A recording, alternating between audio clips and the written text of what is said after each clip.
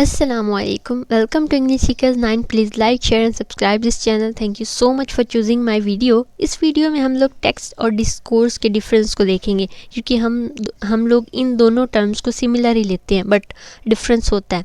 सो text किसी भी information को रेफ़र करता है, स्पेशली जो रिटन फॉर्म हो, प्रिंटेड फॉर्म हो, जिसको पढ़ा जा सकता हो. ठीक है.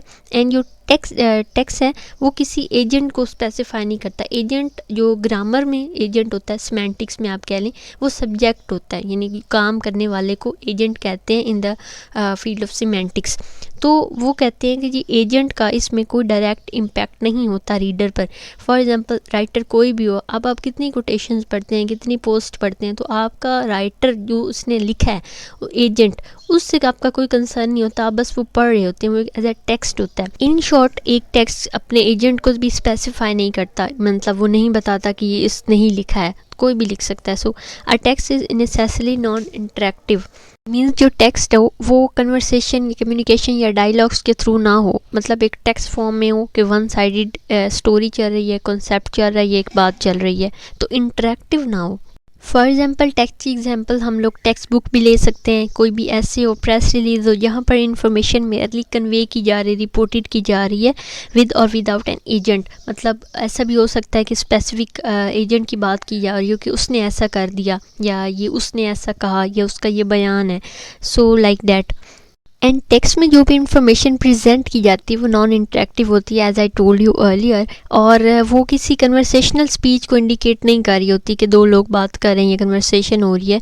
उसमें सिर्फ रीडर पढ़ता है और फैक्ट्स जो प्रेजेंट किए होते हैं उनसे अवेयर हो जाता है.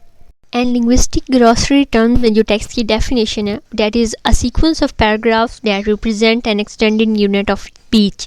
कि एक सीक्वेंस होता है पैराग्राफ का जो एक्सटेंडेड यूनिट ऑफ स्पीच को शो कर रहे होते हैं, रिप्रेजेंट कर रहे होते हैं. Therefore the grammatical cohesion is fundamental factor in a text. मतलब जो भी आप पढ़ रहे हैं उसमें कोहेजन, एक हम अंग नहीं होना ग्रामेटिकली, वो बहुत ज़रूरी होती है. Now the question is how to analyse a text. कि ये बहुत इंपॉर्टेंट क्वेश्चन है कि एक टेक्स्ट को कैसे एनालाइज करें. तो उस एक टेक्स्ट या कंटेंट को एनालाइज करने के लिए आपको उस लैंग्वेज की लिंग्विस्टिक कैटेगरीज और ग्रामेटिकल कैटेगरीज का पता होना चाहिए. लिंग्विस्टिक्स कैटेगरीज लाइक सिमेंटिक्स कैसे है, उसका सिंटैक्टिकली वो कैसे है, उसका प्रैग्मेटिकली वो कैसे है कॉन्टेक्स्ट, और ग्रामेटिकली सब्जेक्ट ऑब्जेक्ट कौन क्या कर रहा है, नरेशन कैसी है, ये फ्लो फ्लैशबैक है, मतलब लाइक दैट. तो आपको इन चीज़ों का पता होना चाहिए जो आपको इन्फॉर्मेशन देंगी, उसके मीनिंग का, कौन सी ग्रामेटिकल डिवाइसेस यूज़ हुई हैं, उसका स्ट्रक्चर और मीनिंग वगैरह आपको उसके थ्रू पता चलेगा टेक्स्ट के एनालिसिस से. सो टेक्सचुअल एनालिसिस इन्हीं ग्रामेटिकली कोहेसिव सेंटेंसेस का ही एनालिसिस होता है कि जो इन्फॉर्मेशन आपको कन्वे कर रही होती हैं, जो इन्फॉर्मेशन कैरिंग सेंटेंसेस होते हैं, उनमें ये सारी चीज़ें देखने से आपको उसका एनालिसिस हो जाता है और आपको मीनिंग, स्ट्रक्चर्स लाइक वो सब पता चल जाता है. And the other term is discourse. So text के बारे में हमने सब कुछ देख लिया. डिस्कोर्स होता है use of language in social context. मतलब आप सोसाइटी में जब बात करते हैं किसी से इन कन्वर्सेशन, तो वो डिस्कोर्स होता है जब आप लैंग्वेज का यूज़ कर रहे होते हैं. So in other word discourse depicts the use of language for social purpose. ठीक हो गया. Discourse specify the agent of information, कि किसने क्या बात की है. फॉर एग्जाम्पल मैं आपसे बात करी हूँ, आप मुझसे, तो हमारी जो कन्वर्सेशन हो रही होगी फेस टू फेस हो रही है, लाइक उसमें हम क्या बात कर रहे हैं या कौन कैसे बात कर रहा है, कौन क्या एक्ट कर रहा है, तो वो सारा डिस्कोर्स में आएगा. अब जो एजेंट का प्रेजेंस होना या इंटरेक्टिव होना डिस्कोर्स का, यही मेन डिफरेंस है टेक्स्ट और डिस्कोर्स में.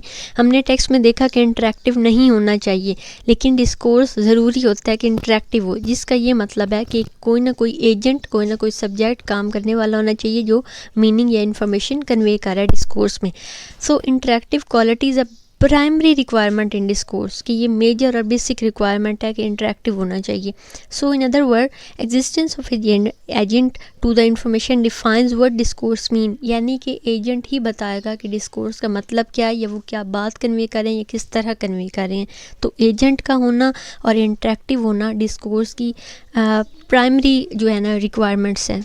सो अगर हम डिस्कोर्स को सिंपल टर्म में देखें तो डिस्कोर्स सिर्फ कम्युनिकेशन है पीपल्स के दरमियान, और ये कन्वर्सेशनल कम्युनिकेशन होती है. अगर हम डिस्कोर्स को डिफाइन करें under linguistic and literary theory, तो ये एक एज सोशल इवेंट होता है of multi layered communication in a variety of media, कि मतलब एक मल्टी लेयर्ड होगा। ये वर्बल भी हो सकता है डिस्कोर्स, टेक्सचुअल भी हो सकता है, विजुअल भी हो सकता है और ऑडियल भी हो सकता है। मतलब डिस्कोर्स किसी भी तरह का हो सकता है जिसमें हम लोग की बॉडी लैंग्वेज आ जाती है, हम लोग के साइन लैंग्वेज आ जाती है। तो डिस्कोर्स मतलब इसका ये होता है कि इंटरेक्टिव सोशल पर्पज़ ही इसका होता है कि मतलब इंटरेक्शन हो रहा है सोसाइटी में लोगों का, वो बेशक ऑडियल हो, विजुअल हो, टेक्सचुअल हो, वर्बल हो, किसी भी वैरायटी मल्टी लेयर्ड कम्युनिकेशन इसमें कवर हो जाती है। देयरफॉर अनलाइक अ टेक्स्ट, मतलब टेक्स्ट के बरक्स जो डिस्कोर्स होता है ये कोहेसिव सेंटेंसेस भी हो सकता है और utterance of any communication agent, मतलब इसमें कम्युनिकेशन सब्जेक्टिव कम्युनिकेशन भी हो रही है, मतलब आप वर्बली बोल रहे हैं और एक रिटन फॉर्म में भी आ रहा है। And how to analyse the discourse, मतलब हमने टेक्स्ट को देखा कि हम उसको लिंग्विस्टिक और कैटेगरीज और ग्रामेटिकल कैटेगरीज के थ्रू हम लोग उस लैंग्वेज को एनालिसिस, उस टेक्स्ट को एनालिसिस कर लेते हैं। बट डिस्कोर्स का एनालिसिस क्या होगा? तो डिस्कोर्स के एनालिसिस के लिए आपको ये देखना पड़ेगा कि उसमें पर्सन या एजेंट कौन सा इन्वॉल्व है, यानी कौन बात कर रहा है और किस से बात कर रहा है। And the second is purpose of them, कि उनका सोशल पर्पज़ क्या है, उनकी बात करने का, कन्वर्सेशन का, उनके इंटरेक्शन का। एंड मीडियम, यानी वो कौन सा मीडियम यूज़ कर रहे हैं अपनी बात को कन्वे करने के लिए, कम्युनिकेशन के लिए। वो जो वर्बल है, रिटन है, ऑडियल है या विजुअल है। सो डिस्कोर्स के मीनिंग को ग्रैब करने के लिए हमें इन 3 बेसिक एलिमेंट्स जो डिस्कोर्स के हैं इनका पता होना चाहिए कि कौन किससे बात कर रहा है, उनका मकसद क्या है और उनका मीडियम ऑफ कम्युनिकेशन क्या है। So let's take an overview of text and discourse through this image. So text written form of communication होता है जिसमें इंफॉर्मेशन कन्वे हो रही होती है, नॉन इंटरेक्टिव इन नेचर होता है, जबकि डिस्कोर्स स्पोकन, रिटन, विजुअल और ऑडियल फॉर्म होती है और ये जिसके थ्रू इंफॉर्मेशन या मीनिंग कन्वे किया जा रहा हो। टेक्स्ट में एजेंट इज़ नॉट क्रूशल, जबकि डिस्कोर्स में एजेंट मस्ट होता है।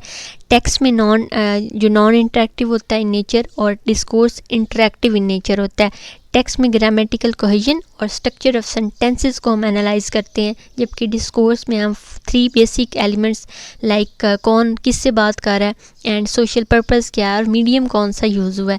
एंड टेक्स्ट में हम लोग मोस्टली रिटन फॉर्म देखते हैं, जबकि डिस्कोर्स में मोस्ट ऑफ द टाइम हम लोग सारी चीज़ें ले लेते हैं, रिटन भी, वर्बल भी, विजुअल भी और ऑडियल फॉर्म भी।